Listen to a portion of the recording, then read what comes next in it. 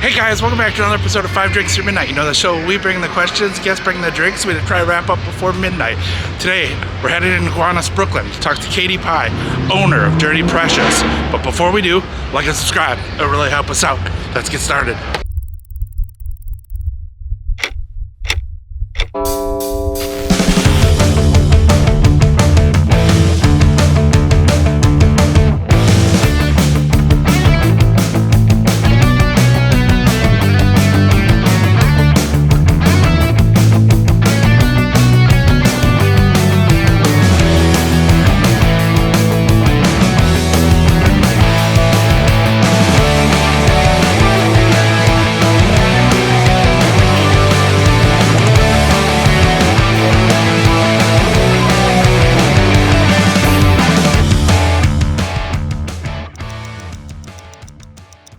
Katipai, thank you so much for having us. Welcome to 5 Drinks Through Midnight. Thank you for inviting us to Dirty Precious here in Gowanus. How are you doing? Pretty good. Excellent. I guess the first thing, what are we drinking first? So my favorite starter cocktail is always a 50-50 gin martini. Okay. Because I love a gin martini, but I'm also, I get pretty overexcited when I first get to a place. And so I drink them really fast. And so I was just like, I'm going to be drinking gin martinis. I should maybe bring the ABV down a little bit. Okay. And you also get a chance to play around with some pretty fun things, some gins, and see how they go. Excellent. Well, cheers. Cheers. That's nice. That's good. And it's a spot on a nice hot day that it is here in Brooklyn too. So. All right, well let's just jump right into it. Question one, how does a New Zealander end up in the hospitality business here in New York, but then also opening up a bar in Gowanus, Brooklyn? So I'll give you the extended version because, we have martinis. We have some drinks. So I was living in New Zealand and had the opportunity to get a working visa in the States for 3 months because I just finished one of my degrees. And I didn't really want to come to America. I didn't really have like a great, no offense to the Americans out there, a great idea of what Americans were because mostly we were dealing with tourists who were coming to New Zealand. Sure. And it was the late 90s, so whatever was going on the world stage. But the first album I ever owned was the Bourbon Underground VU, because I had a very cool older brother who gifted that to me. Okay. And so I had a little bit of an obsession with Bourbon Underground and that time of New York, specifically Lou Reed. And so I was like, oh, well, I'll just go to New York and I'll spend that time trying to find Lou Reed. And one of my best friends was up for the adventure as well. And so we came, and it was December of '99 that we arrived, so like a Y2K kind of situation. And I worked in hospitality in New Zealand, putting myself through school and stuff like that. And so we came and we arrived and we were staying in a hostel in Chelsea. Okay. And we were both very much just wow, all the men in New York are so beautiful. And then it took us a couple of days and we're like, we're also very into each other. And then we went looking for jobs. And so we stood up on the first day and we agreed to meet at Cafe Jatan. And so at 2 o'clock or something, I think, at 11 a.m. And first place I went into was a spot on the corner of Broadway and Spring, which is no longer there, but it's a place called Barry, which is like a sort of fast, casual sandwich spot, sandwich smoothie spot downstairs. And upstairs was a fancier pizzeria run by a bunch of Israelis. And I went in there and was just like, here's my resume. Or they were saying, here's my CV. Yeah, they were. And the guy was like, can you start today? And I was like, I guess so. Like I have this 2 o'clock thing that I have to go to, but sure. And so I trained like right on the spot. I was able to leave by 2:30. Was very worried that I wasn't going to get to the town by the time Amy was there, and I ended up waiting for another couple of hours because she had the same experience at the first spot that she walked into, which was Match downtown, also no longer there. And then trained on the spot. So we kind of like got these jobs, earning tips, which was just like, what? We making more money in a day than we kind of made in a week Yep. there. And, it's like, welcome to America. So we kind of, and then I got an internship at a record label doing like graphic stuff, which is kind of what I wanted to do and everything. So it was just, but just this thing of just like the money and the fun and being like 23 years old in New York and, I think everybody can imagine what that is.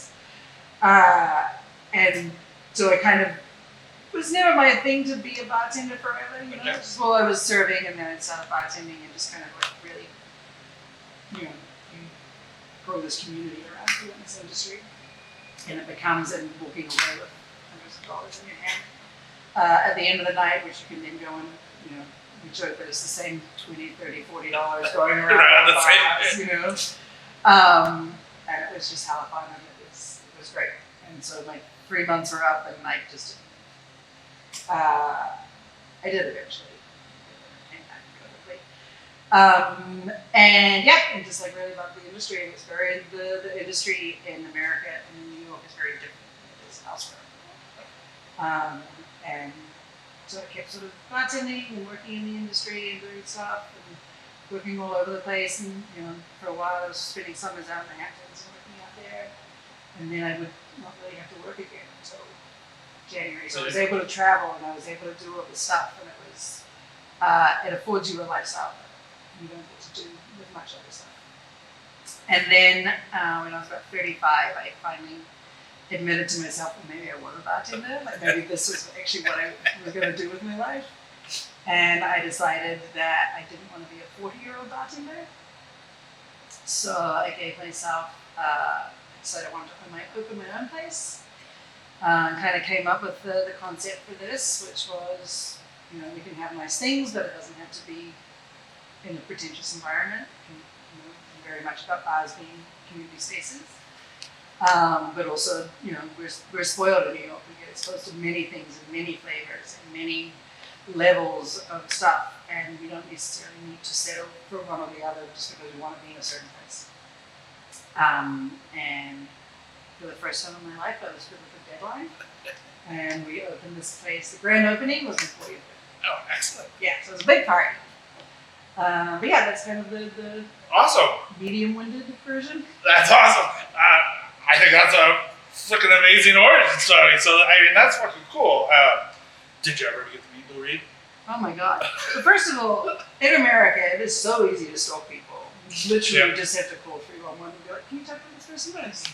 But also that man was just everywhere. I don't think I was prepared for New York where everyone is everywhere all the time and there isn't this sort of, you can't be supposed to, So I think at one stage, like he was like living next door to like a friend of mine's, like boss or something. And so I was just like, I find him. And then it was this thing where I think after the first time I saw him, I kind of opened the dam, and then it was just like, oh, this fucking guy. He's fucking everything. No, and then it quickly turned into like, oh, this fucking asshole. Incredibly talented person, maybe not the greatest. They're not the nicest human. Yeah. R.I.P. They say never meet your hero. So Exactly. Yeah. Well, awesome. Well, cheers to that. Again, fucking great origin story and Yep. 50-50 martini on a Tuesday. You can't go wrong. Question 2, drink 2. What are we drinking? So we're drinking a Fino Sherry. I had the great privilege of working with a wonderful human called Katipai when I was working at the prison, and she became pretty enamored with sherry and got us all board with it. In fact, I even named a cocktail after her on our opening menu, which was called the Sherry Maguire. Okay. Who's coming with me? Who's coming with me? Who's coming with me? It's just like, it's a great way. With food, with everything, I just like to sip on a sherry. Again, I can drink, and so I always try to find things that make me drink like a little bit more slower and more thoughtfully. There you go. And so sherry is one of those things that I think requires a little bit more sipping than drinking cold. Excellent. Cheers.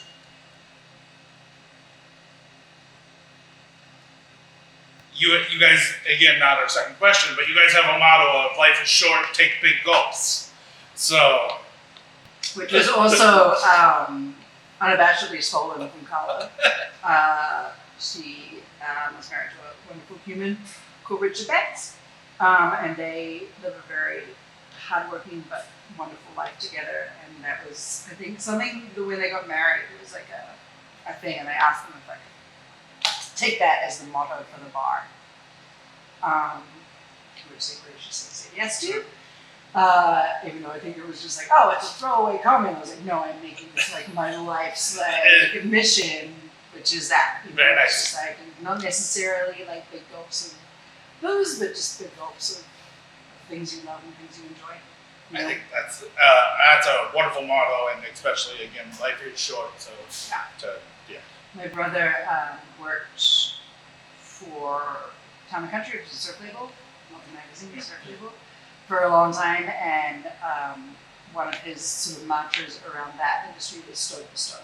Just find the thing that you love doing, and just do whatever you need to do to keep that going alive. You know. That's awesome. Yeah, which is like something I very much agree with. Same. And two, I guess that leads almost perfectly into our second question. You said that Dirty Precious reminds you of home. Where did the name come from, and how so? So the name itself comes from, I was working at a spot over on Flatbush and Bergen called Flatbush Farm, and which is this great local bar. Again, not there anymore. Oh, this is kind of a tribute video. And so I was working over there, and I was working bartending. This cocktail server who I was friends with. We were friends, and especially in that way that you become friends in the industry, which is just like you work and then you decompress at midnight and you drink. You know, we became very close. She's actually my partner here, one of my partners here, the other one being the original Kiwi that I came over with. And she's one of the other partners here, and she is now an architect, such designer, and did the entire design build of this place. So she's very much in here still. She was at school at the time, and you know, as the story goes, you know, you can love your friends, but they can annoy you sometimes, Sure. and especially like your coworkers. And she was definitely pissing me off that day. And one of my regulars came in, this Australian guy, Justin, who's still a dear friend, and he was like, "Oh, what's up with that girl Shayna?" And I was like, "Oh, she's cool, but she can be a little bit precious sometimes." He's like, "Oh, but you can be a little bit precious too sometimes, pie." And I was like, "But I feel like I'm more like dirty precious." And he was like, "Good name for a band," and I was like, "Good name for a bar." And I went home that night, and I ordered a name, which surprisingly was available, and kind of just sat on it for a little while. But I'd always been wanting to explore like the duality of like stuff, you know. It's just like, you know, I think that I'm very much dirty precious in that I can like and appreciate nice things, but I also like getting, you know, I like having dirt underneath my fingernails. Sure. I like swearing. Like this is probably the, you know, I'm trying really hard Please let it to go. not curse, but it's Please. just like my mom, you know, like talking to my mom and dad on the phone now, and they're just like, you see them just like, oh, flinching. I'm just like, oh, you can't even hear the story that I'm telling you because you're so concerned about the words that I'm saying. It's an adult show. You can totally fucking swear. Yeah, So so you're good. yeah. You're good. And you know, so this whole thing of being that we can have this duality in us, which is just like, oh, we can like and appreciate beautiful things, while still, you know, getting down, getting dirty. You know, it's just like, and that dirty isn't necessarily bad, and precious isn't necessarily good, and that we accept everything. You know, just come into the bar and be whoever the fuck you want to be. You know, we got you. Perfect. You know? Is it true that you went home and maybe after you got the domain name, you came up with the first menu after drinking a shit ton of mezcal? Yeah, I think I still probably have, like, I have 1,000 moleskin, like, notepads everywhere. It's like, I then we're gonna do this. You know, and then you open it up the next morning and you're just like, I think that says. Yeah. Yeah. And I think for everybody who opens a bar, like their opening menu is so precious to them Yeah. because they've spent years Sure. thinking about what it's going to be, Yeah. and there's certain things that are, at least for me, in a couple of places I know there's certain things that are mainstays on the menu, like no matter how many incarnations it goes through, just because they're your babies, Yeah. they're your darlings. So there's one here which is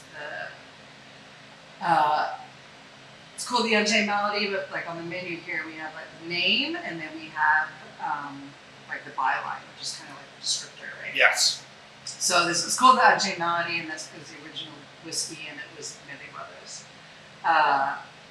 But then the byline is Brotown, USA. Which, oh my God, it's amazing to me how many men you have things like this. Well, I will tell you, on Sunday, that's all I was drinking Yeah, until really? until the trifectas came Yeah. up. Didn't even see it until I looked it up the other day, and then I was like, Jesus, that's a bro drink. But it's basically because it's a great. I mean, you would drink it all night. It's a great drink. It is a great drink. It is a wonderful drink. But it was literally my thing that I used to make for people at other bars where they'll come in, these bros will come in and be like, yo, give me something with whiskey, not too sweet. Yeah. I'm like, I got you, bro. Gotcha. And it's this thing where these people, man, like take offense at this bro, especially here at this part of Bourbon. Yeah. And it's just like, yeah, but it's what you want. Like you were drawn to it. You're not gonna you're gonna get turned off by the name. Yep. Well, that's awesome. See, super easy. Question 2. Done. Done. Yeah, killing it. Yeah, flying through. Not even close to midnight yet. Yeah. Question 3, drink 3. Yeah. What are we drinking? So we're having a little bit of cider from upstate. This is a Greenwood Cidery. A wonderful human named Nika, who is a little orchard up there, doing some like little foraging and like stuff like that. So she's making this, and it's pretty fucking special. Awesome. Cheers. Cheers.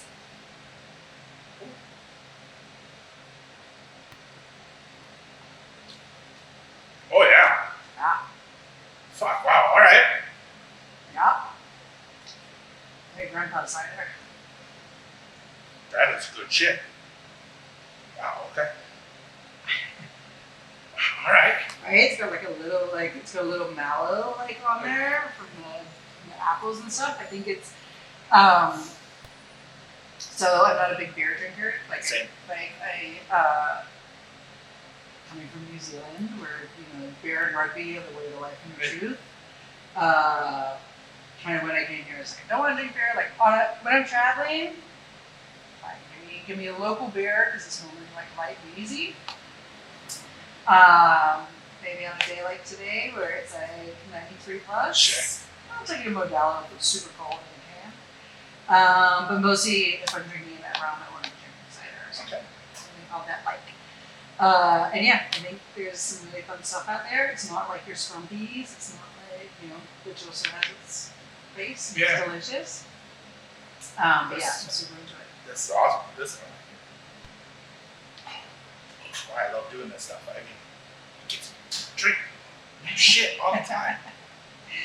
That's right. So I mean, awesome. that's also why I like it. No, but that's so you would never have just been coming across this until someone said, "Here, try this." So Yeah. And the way that a lot of people, and this one in particular, it's just it's almost got that shrub, the acidity almost borders on vinegar. Yeah. It's just it's got this beautiful roundness. It's still really light and refreshing. yeah. All right. Yeah. Okay. So question 3, you talked a little bit in both in question 1 and 2. You love to travel. So, where in your travels is the best place to drink and why? I mean, that seems like a loaded question. Do you have a favorite place? I mean, all places are great for drinking. Sure. Some places are better for drinking than others. I tend to lean towards agaves. Okay. So I love being in Mexico. Okay. It's just I love Mexico City is incredible. Very lucky to spent a lot of time there. You know, it's like Oaxaca City, also amazing. Yep. I think I generally get like a lot of inspiration from my travels, and that's something that's been really, really hard about the last couple of years of being very locked in place, and also having outside influences about it. So creating new cocktails, I'm not like, oh, when I was in Thailand, I had this tamarind thing, and like maybe we can do this. Or when I was in Mexico, I had this blah blah blah. How do we incorporate that flavor profile of that juxtaposition into something? Yeah, I mean, like in Mexico, like I'm a big fan. Like we would like spend some time in Nicaragua, which I really loved, and like obviously like rums down there. But I feel like agaves and specifically mezcals are very okay. So I have this theory, right? And the theory is that people are essentially racist, and they're very racist when it comes to Latin products, specifically Mexican products, because they feel like they should be cheap. And if you look at mezcal, I think mezcal should be priced the same way that your scotches are, your single malt scotches are, and they should be considered in the same way that wine is, because it is very much off place, and it is very much on fun. And so you've got these, and it's also very much about sustainability and self-production and people doing things correctly. And so you can sit there and you can line up all these different mezcals and blind tasting. You can taste the difference between every single one of them, and that could be between a 5 kilometer difference. It could be up the hill, it could be down in the valley, it could be all this stuff. But because we're being told that mezcal is basically the same as tequila, and tequila is cheap, no one's really willing to explore that. Sure. In the same way that I'm very happy to explore wine, and I'm very happy to explore whiskey. So I think mezcal for me, and so therefore Mexico for me, is probably like my favorite place. But I don't know, to Portugal, there's such a enormous wine when you go, you know, I mean, I fall in love wherever I am, I fall in love, you know, it's just like, and I want to experience and immerse myself in that culture and in what's available.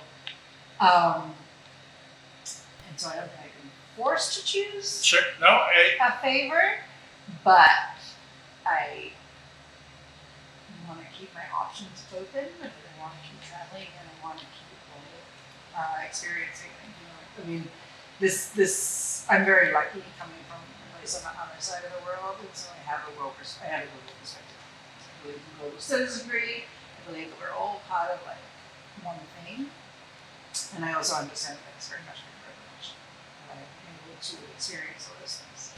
And I was also like bartending for so long. Sure. You know, you come across different people, you travel to different places, you know.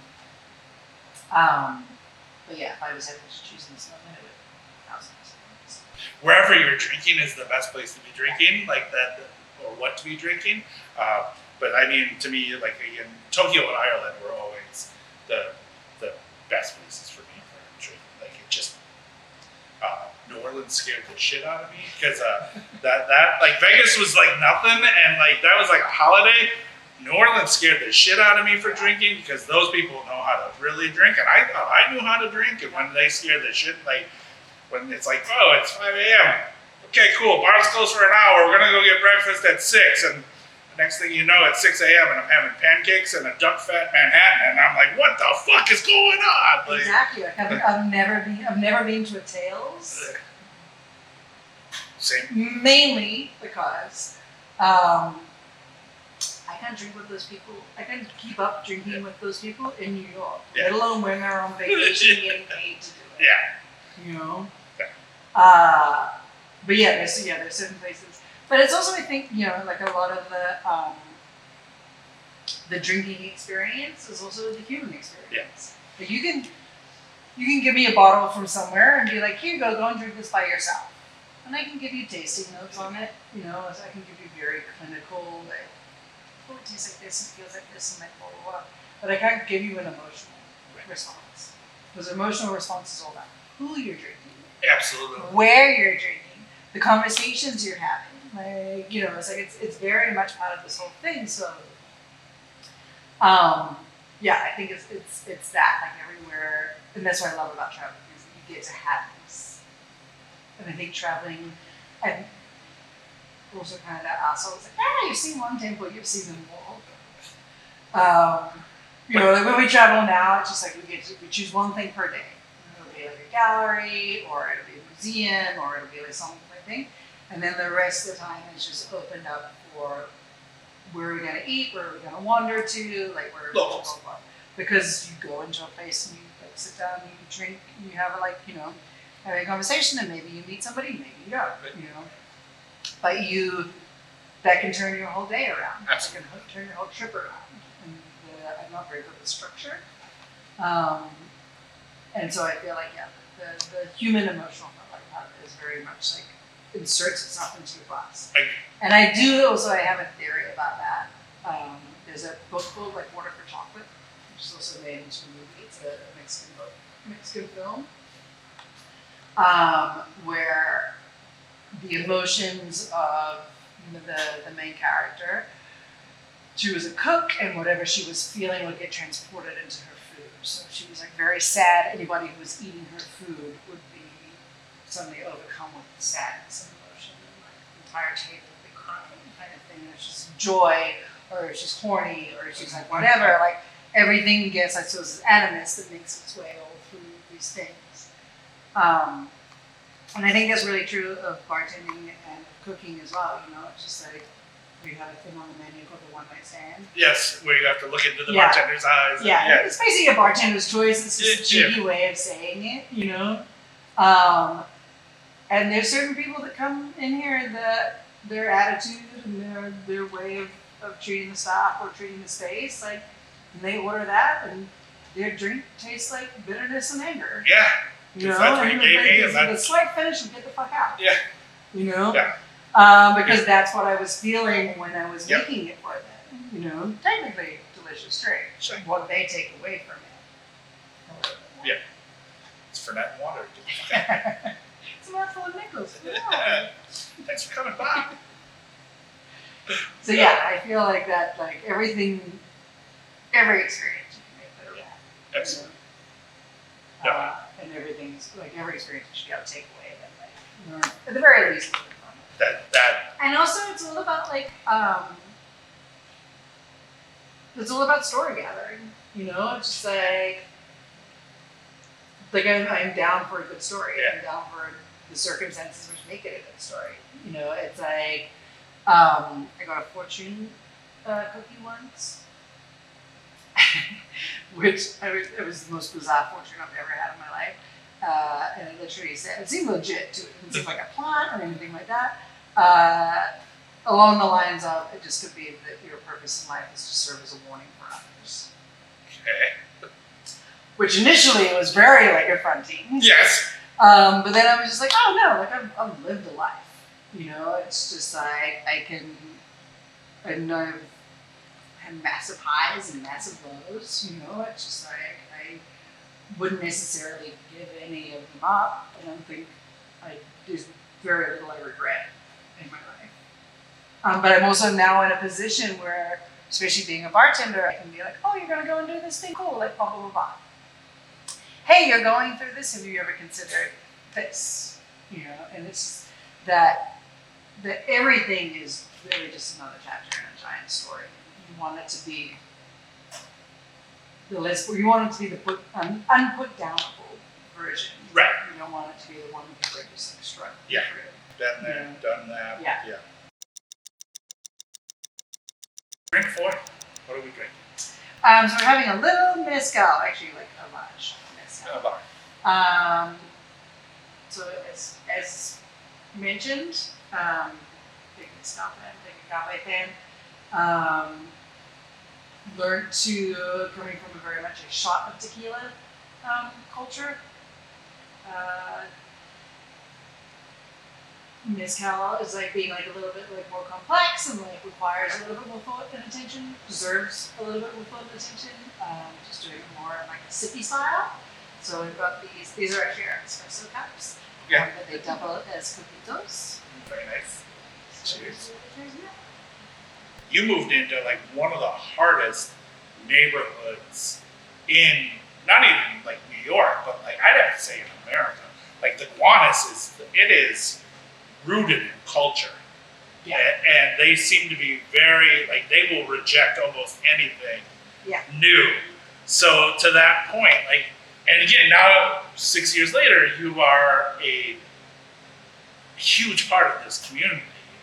I mean, again, you do fundraising, and there's drinks that are named especially for the fundraiser that you're doing, and you're growing this community, and you've immersed yourself into it. How do you, like, I guess it's a weird question, but like, how did that happen? And like, what advice, I guess, would you give bars that are trying to do that? Or like, what's your secret? Like, that's the... So multi-layered answer. Probably not sequential. It's fine. So fucking wonderful mezcal to be sitting exactly. on. So I'm loving it. Good stuff. Also multi-layered mezcal. So, I mean, if you look at the history of bars, right, which is just like, so, real backstory. At university, I did a Bachelor of Social Sciences. One of my minors was leisure studies, because in New Zealand you can do that, you can study leisure. Okay. On a tertiary level. Most people, that meant sports education. I somehow, just because I was lazy and was hanging out in bars, decided to make it all about bars. Okay. Which, you know, with the hindsight of almost 30 years later, I'm like, oh, that did actually pay off for me, maybe.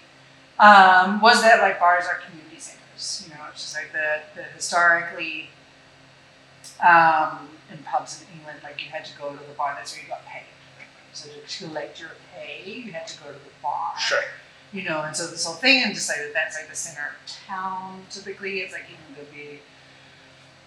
there'll be a bar in town that you like, on the way through to whatever, you can stop and you can get fed and you can get watered and then you can get like some respite.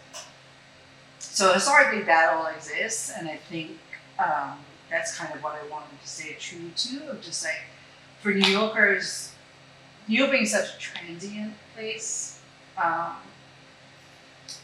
people coming, I remember like somebody telling me that most people come to New York because they feel like a freak wherever else they're from, you know, and that, like, as someone who didn't feel that way, you know, it's like then realizing the people that I was attracted to here, especially the people that were working in the hospitality industry, it's like, yeah, man, you're escaping the normality, or like, you know, for want of a better word, the normality of where you were from, because you felt different and you felt like uncomfortable being there, and you definitely didn't want that future for you. So you escaped to New York, you know, and it's not easy. Like, we were very lucky, like we had a place, the universe was just kind of like, here you go, like here's some jobs, and here's an apartment, and like blah, blah, blah. I'm not saying I've always had an easy time here, but New York definitely was like, come on into the house. But I think I was also open for that. I didn't have any expectations of it. But also I was able to create community really quickly, because the hospitality industry is very much a community that focused in its little pods, sometimes toxic, sometimes, you know, whatever, but there's the bars. This thing is like, you live in these tiny apartments, and sometimes you're living with strangers that you don't want to be with, and your work becomes your family or your life, and you need something outside of that workspace that you want a continuance of it, and so it's in your bar space. And you know, like some of my favorite regulars, people ever, are some of the people I admire most in society are the people who can come and sit at the bar by themselves. They don't need to hijack other people's conversations. They don't need to be on the prowl, you know. It's just like for women, I mean, I'm the worst. A woman is sitting at the bar by herself having a drink. I'm so jealous of her experience that I will sabotage it. I will be like, what are you reading? What are you doing? What are you drinking? Oh my God, I'm so jealous of you right now. And I feel like they appreciate it, but really they're just like, oh my God, you're just as bad as like the fucking dude that's gonna be hitting on me. Like, just let me read my book and have a drink in peace.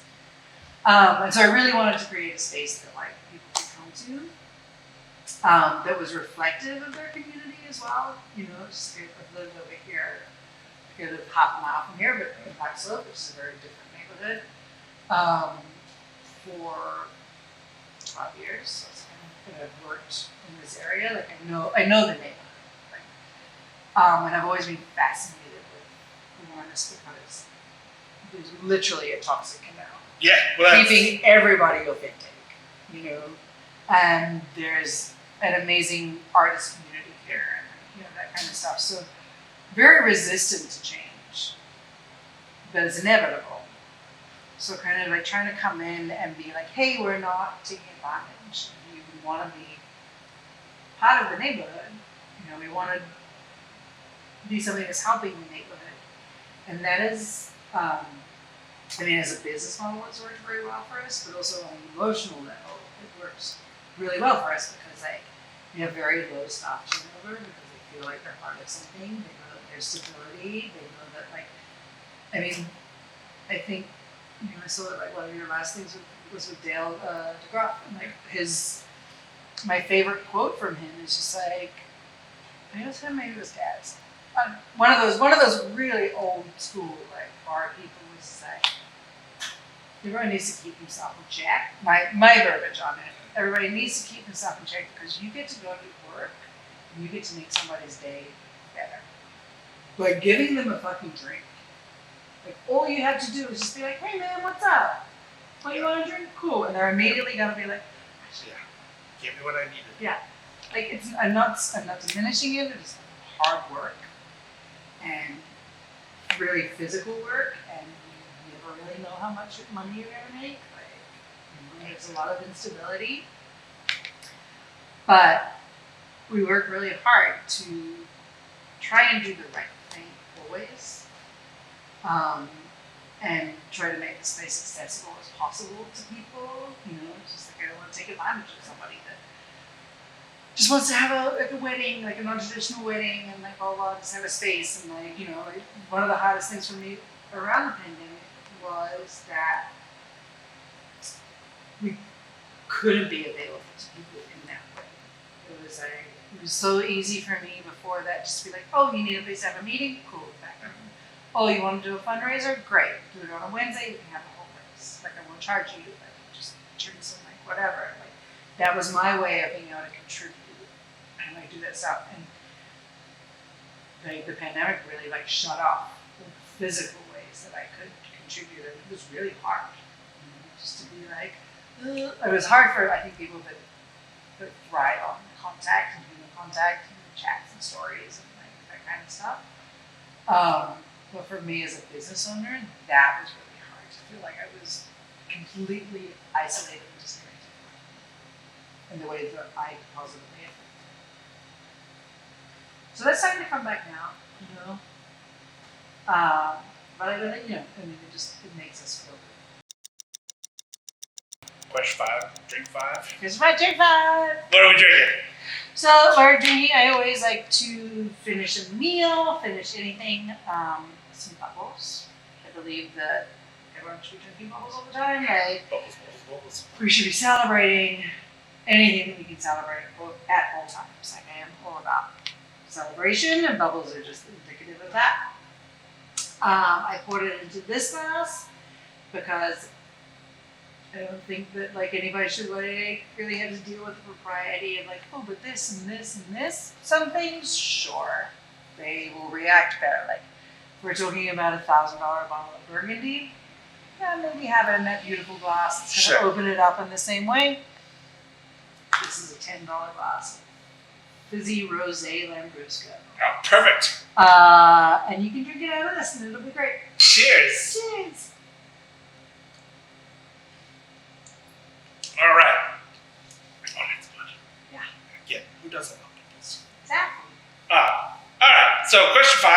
comes down to the flip of the Whiskey Wednesday coin. You can flip it, you can spin it, you can do whatever you want.